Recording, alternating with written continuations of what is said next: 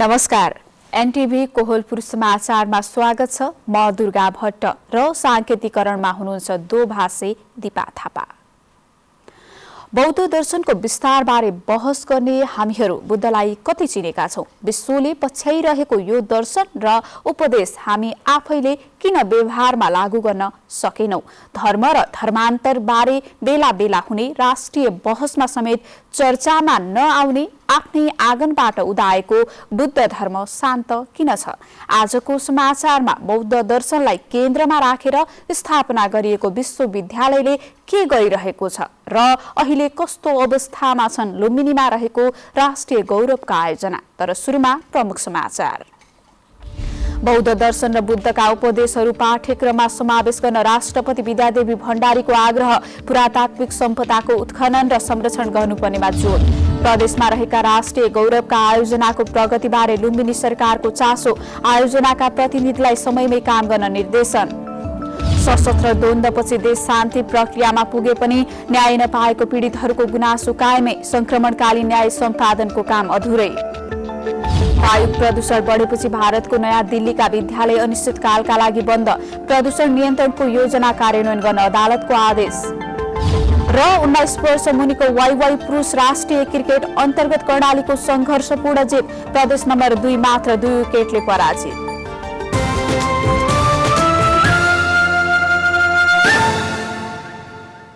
समाचार अब विस्तारमा।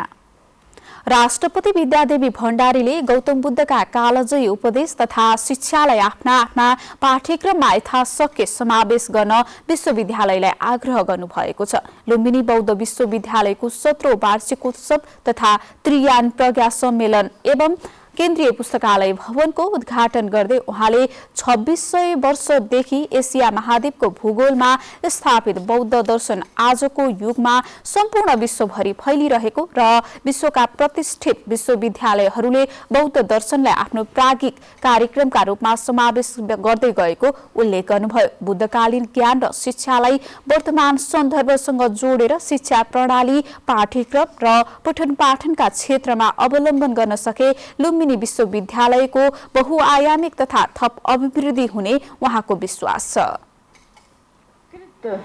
लुम्बिनीका मूर्त तथा अमूर्त सम्पदाहरू विश्वकै अमूल्य निधि भएकाले यसको दिगो संरक्षण तथा सम्वर्धन गर्न लुम्बिनी विकास गुरु योजना तर्जुमा भएको हो। यस महत्त्वपूर्ण गुरु योजनाको कार्यान्वयनमा विलम्ब हुनुको कारण पत्ता लगाएर त्यसको कार्यान्वयन चाँडै हुन सके लुम्बिनी एक उत्कृष्ट अन्तर्राष्ट्रिय सांस्कृतिक पर्यटकीय स्थल बन्नेछ र मुलुककै अर्थतन्त्र सुदृढीकरणमा टेवा पुर्याउनेछ भन्ने मलाई लागेको छ।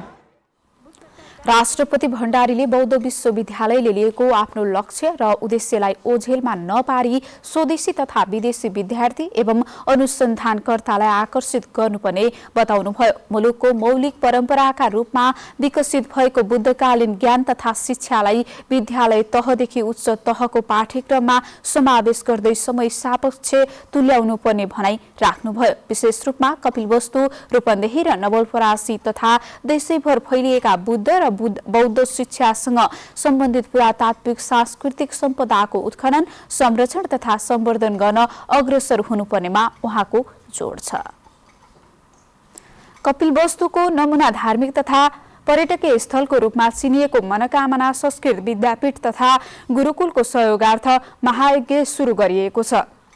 धर्म संस्कृतिको संरक्षणका साथै 10 वर्षदेखि सञ्चालित गुरुकुलको स्तर उन्नतिका लागि महायज्ञबाट सहयोग सङ्कलन गर्ने लक्ष्य राखिएको छ। कपिलवस्तुको बाणगंगा स्थित कैलाश आश्रममा रहेको मनकामना संस्कृत विद्यापीठ तथा गुरुकुलको विकासका लागि सहयोग सङ्कलन गर्ने उद्देश्यले महायज्ञ सुरु गरिएको छ। महायज्ञलाई सम्बोधन गर्दै राष्ट्रपति विद्यादेवी भण्डारीले हाम्रो संस्कृति नै हाम्रो पहिचान भएको हुँदा यसको विकास गर्न राज्यले जोड दिएको बताउनुभयो। राज्यको तर्फबाट संस्कृति र प्रकृतिलाई संरक्षण गर्ने कार्य भएको उहाँको भनाइ छ। उहाँले चुरे क्षेत्रको संरक्षण प्रति चासो देखाउँदै चुरे जोगाउँदै विकासको गतिविधि बढाउन आग्रह समेत गर्नु भएको छ। चुरेलाई संरक्षण गर्न उच्च नजिकैको बसोबासीहरू भएको हुनाले आफ्नो तर्फबाट सकेको सहयोग गर्नमा विकास हामीले गर्नुपर्छ। विकासको गतिलाई कुनै पनि कारणले हामीले अवरुद्ध हुन दिनु हुँदैन, तर प्रकृतिलाई बिगार्नु त होइन। मेरो सधैँ एउटा निवेदन छ, सबैलाई मेरो अपिल छ कि प्रकृतिलाई सिँगारेर हामीले विकास गर्ने हो। राष्ट्रपति भण्डारीले 127 फिट अग्लो ज्योतिर्लिङ्गको शिलापूजन, महायज्ञमा निर्माण गरिएका 2वटा प्रवेशद्वार, अष्टचिरञ्जीवी मूर्ति र विश्रामालयको अनावरण तथा दुर्गा मन्दिरको पूजा अर्चना समेत गर्नु भएको छ। महायज्ञ मङ्सिर 22 गतेसम्म चल्ने महायज्ञ मूल व्यवस्थापन समितिले बताएको छ। यो 14 गतेदेखि सुरु भएको मङ्सिर 14 देखि 22 गतेसम्म हाम्रो चल्छ निरन्तर।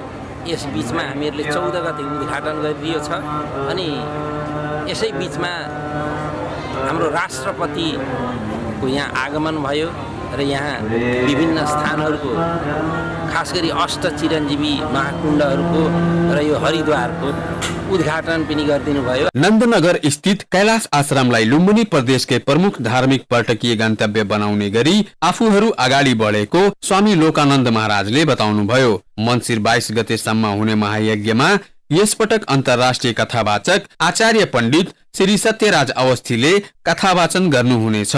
वासुदेव वर्मा, नेपाल टेलिभिजन, लुम्बिनी प्रदेश, कपिलवस्तु। प्रदेशमा रहेका राष्ट्रिय गौरवका आयोजनाको प्रगतिबारे लुम्बिनी प्रदेश सरकारले चासो दिएको छ। आयोजनाको प्रमुख तथा प्रतिनिधिसँग मुख्यमन्त्री कुलप्रसाद केसीले प्रगतिको बारेमा छलफल गर्नुभएको हो। प्रदेशमा सञ्चालित 20वटा आयोजनाका प्रमुखसँग मुख्यमन्त्री केसीले जानकारी लिन र समयमै आयोजना सञ्चालनका लागि दबाब दिन सुरु गर्नुभएको हो। मुख्यमन्त्री केसीले आयोजना सम्पन्न गर्न तीनै तहका सरकारबीच समन्वय, सहकार्य र सहजीकरणको आवश्यकता रहेको बताउनुभयो। गौतम बुद्ध अन्तर्राष्ट्रिय विमानस्थलका आयोजना प्रमुख प्रवेश अधिकारीले क्यालिब्रेसन उडान भरेको 3 महिनापछि विमानस्थल नियमित रूपमा सञ्चालन हुने जानकारी दिनुभयो। बबई सिंचाई आयोजनाका सिनियर डिभिजन इन्जिनियर रामकृष्ण घोरासैनीले आयोजनाको काम 50% सकिएको जानकारी दिनुभयो। उहाँले 36,000 हेक्टर कृषियोग्य भूमिको सिंचाईको योजना सहित 2045 सालमा सुरु भएको आयोजनाको काम अहिले चलिरहेको र अहिले 23,000 हेक्टर क्षेत्रफलमा सिंचाई भइरहेको जानकारी दिनुभयो। यस्तै सिक्टा सिंचाई आयोजना नेपाल टेलिकम प्रादेशिक कार्यालय, नेपाल विद्युत प्राधिकरण, जनताको तटबन्धन कार्यक्रम, बुटवल शहीद मार्ग सडक आयोजना, प्रगन्ना बडकापोथ सिंचाई व्यवस्थापन, बृहदाङ उपत्यका सिंचाई आयोजनाको कार्य प्रगतिको बारेमा छलफल भएको छ। सुदूरपश्चिममा हरेक वर्ष सवारी दुर्घटना बढ्दो क्रममा रहेको तथ्याङ्कले देखाएको छ। पछिल्लो 5 वर्षमा सवारी दुर्घटनामा 843 जनाको मृत्यु भएको सुदूरपश्चिम प्रदेश ट्राफिक कार्यालयले तथ्याङ्क छ। कैलाली, कञ्चनपुर तथा अछाममा सवारी दुर्घटना बढेको पाइएको छ। ट्राफिक प्रहरी कार्यालय कैलालीको तथ्याङ्क अनुसार चालु आर्थिक वर्षको साउनदेखि कार्तिकसम्म कैलालीमा 106 वटा सवारी दुर्घटना भएकोमा 30 जनाको मृत्यु भएको छ भने 144 जना घाइते भएका छन्। कार्यालय प्रमुख प्रहरी निरीक्षक वकिल बहादुर सिंहका अनुसार अधिकांश घटना सवारी साधन तीव्र गतिका कारण भएका छन्। ग्रामीण भेगसम्म सडक विस्तार भएसँगै दुर्घटना पनि बढेको प्रहरीको तथ्याङ्क छ भने क्षमताभन्दा बढी यात्रु बोक्ने समस्या ग्रामीण क्षेत्रमा धेरै रहेको अछामका प्रहरी प्रमुख तुलसीराम अर्यालले बताउनुभयो। पछिल्लो समय कर्णाली र सुदूरपश्चिमका विभिन्न जिल्लामा सवारी दुर्घटना बढिरहेको प्रहरीको तथ्याङ्कले देखाउँछ। दुर्घटना बढ्नुमा को बढी जिम्मेवार र दुर्घटना न्यूनीकरणका लागि के गर्नु पर्ला भनेर आज हामीले कञ्चनपुरका केही नागरिकलाई सोधेका छौं। हेरौं आजको आवाजमा।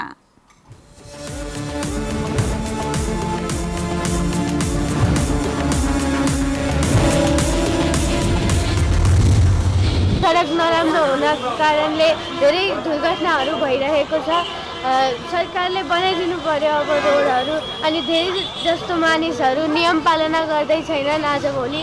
त्यो पनि हल्का कडक गरिदिनु पर्यो पुलिसहरूले। अनि छाडागाई वस्तुहरूले पनि दुर्घटना भइरहेछ। जुन सवारी साधनहरूको चापहरू दिनानुदिन बढ्दै गइरहेको अवस्था छ, यसका लागि पनि अब स्थानीयदेखि लिएर प्रदेश सरकार र सङ्घीय सरकारले पनि यसको बारेमा अलिकति चाहिँ बाटोलाई कसरी चाहिँ फराकिलो बनाउन सकिन्छ, भौतिक संरचनालाई फराकिलो बनाउन सकिन्छ भन्ने कुरा पनि ध्यान दिनु पर्यो जस्तो लाग्छ। सडक व्यवस्थापन निर्माण प्रक्रियामा पनि रहेको छ। सडकमा भएका ती सडक ट्राफिक प्रहरीहरूले चाहिँ निगरानीमा नराख्नु, राम्ररी चाहिँ योप्रति सतर्क नहुनु र सतर्कता दिलाउन नसक्नु चाहिँ अर्को कारण रहेको छ। नेपालमा ट्राफिक नियमको त्यति कडाइ भएको देखिनु। वास्तवमा हेर्ने भने जसरी मोटरसाइकलमा जुन प्रकारको कडाइ गरिएको छ कहिलेकाहीँ त्यही प्रकारको ठुला भ्याकेसहरूमा जुन कडाइ गर्नुपर्ने हो, जुन प्रकारको सवारी चालकहरूले मादक पदार्थ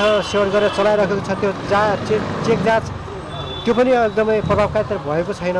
दोस्रो कुरा भनेको सडक दुर्घटनालाई न्यूनीकरण गर्ने विभिन्न उपायहरू छन्। त्यो भनेको जनचेतना र त्यसको ट्राफिक सम्बन्धी नियमहरू पालना गराएर राज्यसँग सम्बन्धित निकायहरू सडक कार्यालयहरू छन्, सम्बन्धित निकायहरू, अनि हाम्रो ट्राफिक कार्यालयहरू छन्। अनि मेन चाहिँ राज्यले नै अब यसको न्यूनीकरणको लागि सडकहरू फराकिला गर्नु पर्यो। अनि आफ्नो नियम मेन त नीति कानुनहरूलाई कडाइका रूपमा लागू गर्नु पर्यो। यो गर्यो भने सवारी दुर्घटनामा न्यूनीकरण आउन सक्छ। जस्तो अहिलेको यो छाडा चौपायाले गर्दा पनि धेरै दुर्घटना हुने सम्भावना छ। दोस्रो कुरा यो ट्राफिक सम्बन्धीको नियमहरूको पालना जान्दै पनि मान्छेहरूले पालना नगरिराखेको अवस्थाले गर्दाखेरि त्यो नियमको पालना नगर्ने र गराउने निकायले पनि कार्यान्वयनको अवस्था कमजोर, नियम मात्र भयो, कार्यान्वयनको अवस्था नभएर यो दुर्घटना बढिरहेको। न्यूनीकरणको लागि जनचेतनामूलक कार्यक्रमहरू र यो जुन हाम्रो यो छाडा चौपाया व्यवस्थापन चाहिँ अनिवार्य देखिन्छ। नागरिकमा चेतना कमीले नागरिक पनि छन्। अनि सरकारवाला निकायहरूले जुन किसिमको नीति नियमहरू बनाएको छ त्यो कार्यान्वयन पछि अभावले गर्दाखेरि यो दुर्घटनाको सम्भावना बढी छ।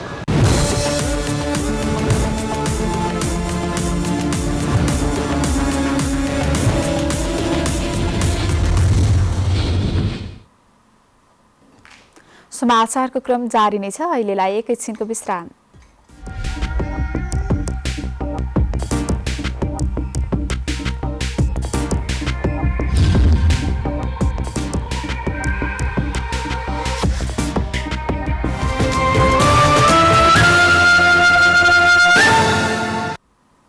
विश्रामपछि समाचारमा पुनः स्वागत छ। अब बाँकी समाचार।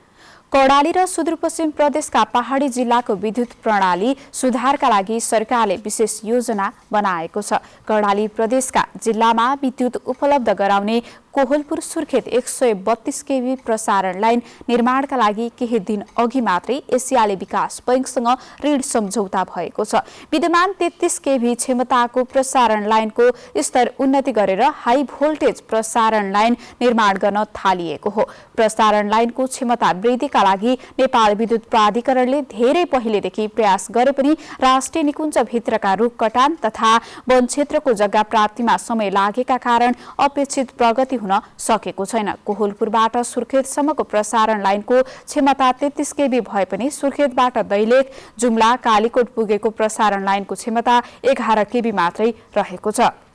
प्राधिकरणले विद्युत विस्तारका लागि 25 अर्ब रुपैयाँ बराबरको लगानी गर्न लागेको छ। कर्णाली प्रदेशको 43% भूभाग विद्युतको पहुँचमा छ भने सुदूरपश्चिम प्रदेशका 71%मा केन्द्रीय प्रसारण लाइन पुगेको छ। सशस्त्र द्वन्द्वका पीडितले मुलुक शान्ति प्रक्रियामा पुगे पनि न्याय पाउन नसकेको गुनासो गरेका छन्। 16 दिने महिला हिंसा विरुद्धको अभियान अन्तर्गत नेपालगञ्जमा आयोजना गरिएको एक कार्यक्रममा पीडितहरूले न्यायको महसुस हुन नसकेको बताएका छन्। द्वन्द्व सकिएर शान्ति स्थापना भइसक्यो, तर संक्रमणकालीन न्याय सम्पादनको काम बाँकी नै छ। पीडितले न्यायको महसुस गरेका छैनन्। आफूहरू जस्ता पीडितको कुनै पनि सुनवाई नहुनु साथै राज्यले चासो नलिँदा न त न्याय पाइएको छ न त द्वन्द्व पीडितको परिचय नै छ। आफूहरू सधैँ पीडित नै बस्नुपर्ने बाध्यता राज्यले पारेको पीडितहरूको गुनासो छ। अहिले 18-19-20 वर्ष भइगयो, अहिले विपत्ता परिहाल्यो के गरेका छन्, हिंसाको दिदीबहिनीले के गरेका छन्, अपंग घाइतेले के गरेका छन् भन्ने त आखिर सरकारले बुझ्नुपर्ने कुरा होइन र? राज्यले द्वन्द्व पीडितको विषयमा परिचय पत्र दिने अधिकार स्थानीय सरकारलाई नभएको बताउँदै स्थानीय सरकारका केही बाध्यात्मक कारणले चाहेर पनि केही गर्न सकेको अवस्था नभएको नेपालगञ्ज उपमहानगरका उपप्रमुख उमा थापा मगरको भनाइ छ। स्थानीय सरकारले द्वन्द्व पीडितको पीडा र मर्का बुझेर पनि ऐन कानुनको अभावमा केही गर्न नसकेको उहाँले बताउनुभयो।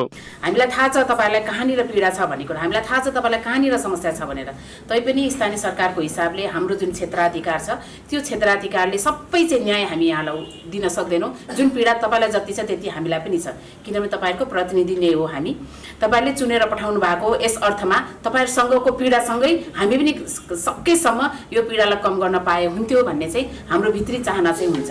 तर टेक्निकली रूपमा केही समस्याहरू छ। द्वन्द्वले सबैलाई असर पुर्याएको छ, तर सबैभन्दा बढी महिलाहरू द्वन्द्वबाट पीडित बनेका छन्। द्वन्द्वको मुद्दाहरू सरकारले छिटो छिनोफानो गरे महिलाहरूलाई सहज हुने थियो।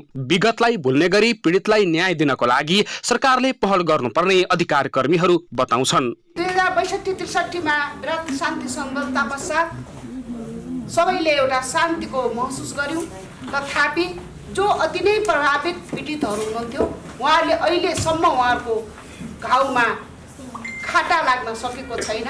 द्वन्द्व पीडितहरूले राज्यका कारण आफूहरूले पाउने सेवा सुविधा नपाएको, बालबालिकाको पढाइ लेखाइ प्रभावित भएको, औषधि उपचार नपाएको जस्ता गुनासो गरेका छन्। संक्रमणकालीन न्याय सम्पादन गर्ने र न्याय दिने गरी सरकारले आयोग मार्फत काम गरेको त छ, तर त्यो प्रभावकारी नभएको पीडितहरूको गुनासो छ। बाँके संवाददाता रुद्र सुवेदीको सहयोगमा नवीन नेपाली, एनटिभी कोहलपुर।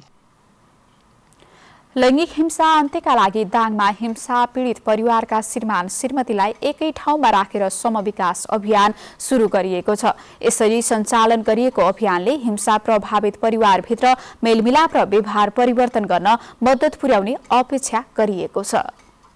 हरिबहादुर केसी उमेरले 60 नजिक पुग्नु भएको छ।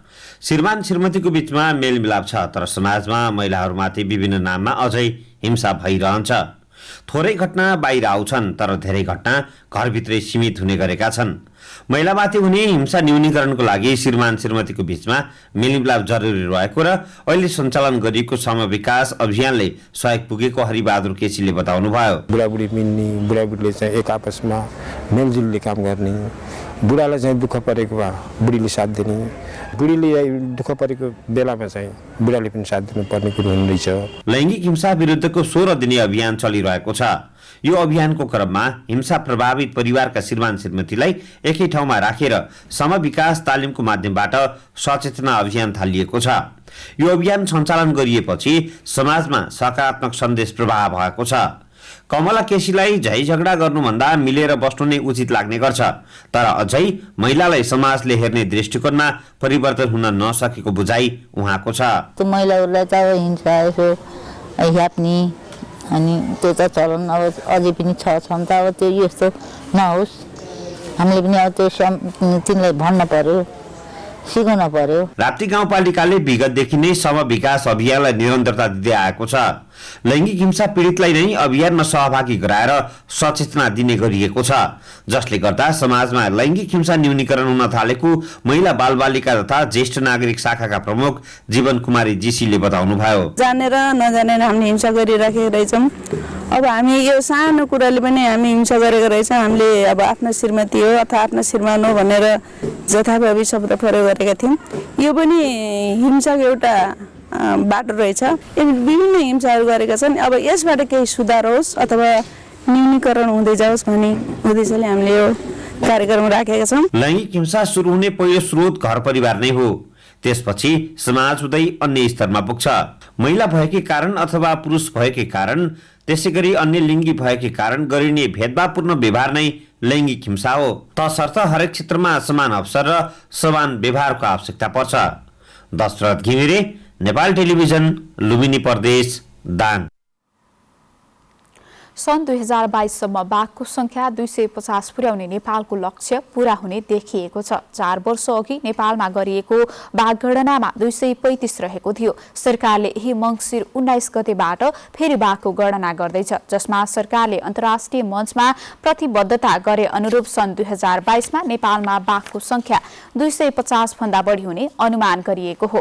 1 दशक अघि नेपालले अन्तर्राष्ट्रिय बाघ सम्मेलनमा सन् 2022 सम्ममा तत्कालको बाघको संख्या दोब्बर गर्ने प्रतिबद्धता गरेको थियो। विश्वमा दुर्लभ मानिने बाघ नेपाल लगायत 13 वटा देशमा मात्र पाइन्छ। वन तथा वातावरण मन्त्रालय अन्तर्गतको राष्ट्रिय निकुञ्ज तथा वन्यजन्तु संरक्षण विभागले बाघ पाइने चितवन, पर्सा, बाँके, बर्दिया र शुक्लाफाटा राष्ट्रिय निकुञ्ज र आसपासका वन क्षेत्रमा बाघको गणना सुरु गर्न थालेको हो। दाङको घोराई उपमहानगरपालिकाले चालु आर्थिक वर्षको पहिलो चौमासिकमा करिब 2% मात्रै पुँजीगत बजेट खर्च गरेको छ। सूचना अधिकारी भीम बहादुर चौधरीले 4 महिनाको अवधिमा 13.5% बजेट खर्च भएकोमा पुँजीगत बजेटको अंश 1.68% रहेको बताउनुभयो। चालु आर्थिक वर्षमा 2 अर्ब 20 करोड 28 लाख 78 हजार रुपैयाँ बजेट रहेको र 4 महिनामा 29 करोड 93 लाख 41,463 रुपैयाँ सामग्री खरिदमा खर्च भएको जानकारी दिनुभयो। नगरपालिकाले आयोजना गरेको सार्वजनिक सुनवाई कार्यक्रममा सहभागी नगरवासीले सडक कालोपत्रे गरेपछि नाला बनाउने परिपाटीको अन्त्य गर्न माग गरेका छन्। समाचारको क्रम जारी नै छ, एकैछिनको विश्राम।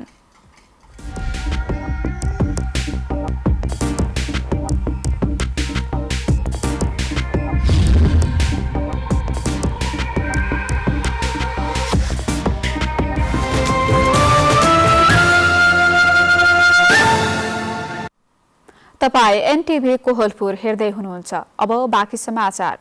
लुम्बिनी प्रदेशको एकमात्र हिमाली जिल्ला रुकुमपूर्वका विभिन्न स्थानमा अहिले पनि सामान ढुवानीका लागि घोडा खच्चडको प्रयोग हुँदै आएको छ। सवारी साधनहरू पुग्न नसक्ने भएकाले विकल्पका रूपमा स्थानीयले घोडा खच्चडको सहायताले सामान ढुवानी गर्ने प्रचलन कायमै छ। खाद्यान्न, जडीबुटी र घरायसी सामान ओसार पसार गर्न खच्चडको सहारा लिने परम्परागत साधन अहिले पनि जारी छ। रुकुमपूर्वको 31 वडाहरू मध्ये सिस्ने गाउँपालिकाको 3 र पुथा उत्तरगंगा गाउँपालिकाको 7 वटा वडा क्षेत्रमा सडक सञ्जाल पुगेको छैन। अब अन्तर्राष्ट्रिय समाचार।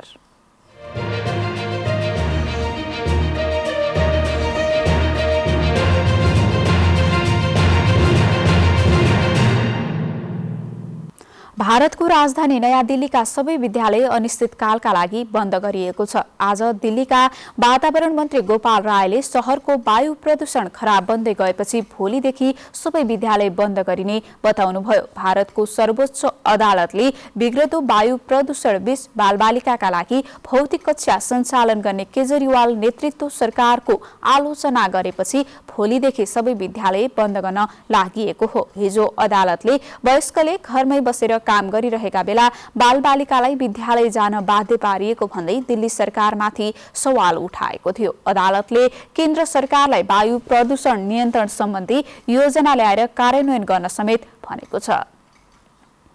छिमेकी मुलुक भारतमा पनि कोभिड-19 को नयाँ भेरिएन्ट ओमिक्रोनका 2 जना संक्रमित फेला परेका छन्। भारतको केन्द्रीय स्वास्थ्य मन्त्रालयका सहसचिव लव अग्रवालले कर्नाटकमा 2 जना ओमिक्रोनका संक्रमित फेला परेको बताउनुभयो। 66 वर्ष र 40 वर्षका 2 जना पुरुषमा कोरोना संक्रमण पुष्टि भएको हो। हालसम्म भारतमा यो भेरिएन्टबाट 2 जना संक्रमित भएको पुष्टि भएको बताउँदै अग्रवालले दुवै संक्रमित कर्नाटकका रहेको बताउनुभयो। यो सँगै ओमिक्रोन भेरिएन्ट 26 मुलुकमा फैलिएको छ। अब आर्थिक समाचार।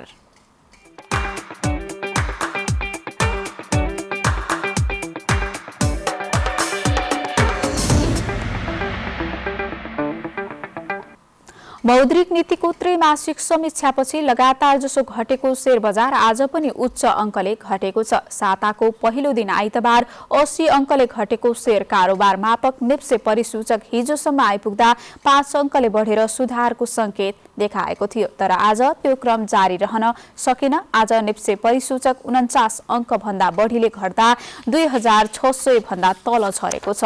नेप्से परिसूचक 2584.61 अङ्कमा झरेको छ भने कारोबार रकममा पनि उल्लास देखिएको छैन। दिनभर भएका 47,864 कारोबारबाट 231 कम्पनीका 79,32,731 किता शेयर किनबेच भएका छन्। अब खेलकुद समाचार।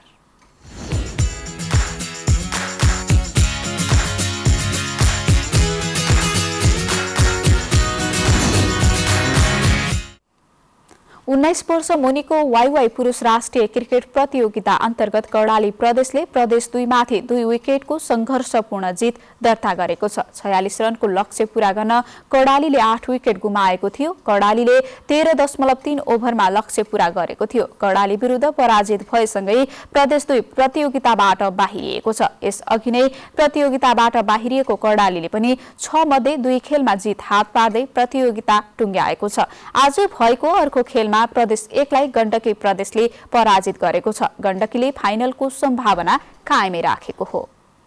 अब मौसम।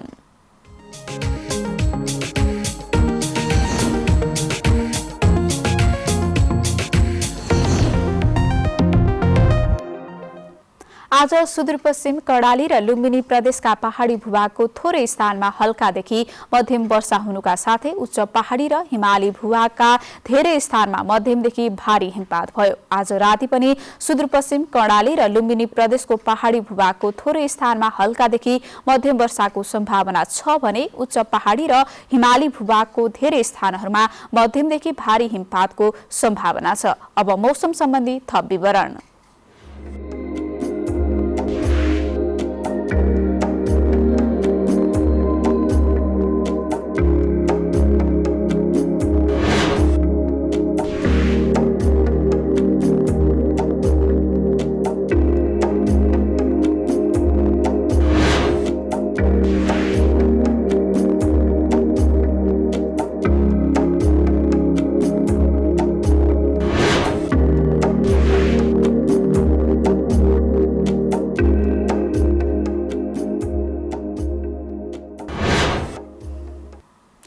समाचारको अन्त्यमा प्रमुख समाचार पुनः एकपटक। बौद्ध दर्शन र बुद्धका उपदेशहरू पाठ्यक्रममा समावेश गर्न राष्ट्रपति विद्यादेवी भण्डारीको आग्रह। पुरातात्विक सम्पदाको उत्खनन र संरक्षणमा जोड। प्रदेशमा रहेका राष्ट्रिय गौरवका आयोजनाको प्रगतिबारे लुम्बिनी सरकारको चासो। आयोजनाका प्रतिनिधिलाई समयमै काम गर्न निर्देशन। सशस्त्र द्वन्द्वपछि देशमा शान्ति प्रक्रियामा पुगे पनि न्याय नपाएको पीडितहरूको गुनासो कायमै। संक्रमणकालीन न्याय सम्पादनको काम अधुरै। वायु प्रदूषण बढेपछि भारतको नयाँ दिल्लीका विद्यालय अनिश्चितकालका लागि बन्द। प्रदूषण नियन्त्रणको योजना कार्यान्वयन गर्न अदालतको आदेश।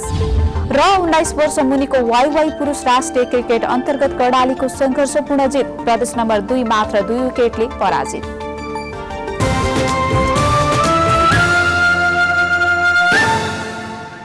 हवस् त अहिलेलाई समाचारको सिलसिला यति नै। बिदा दिनुहोस्। नमस्कार।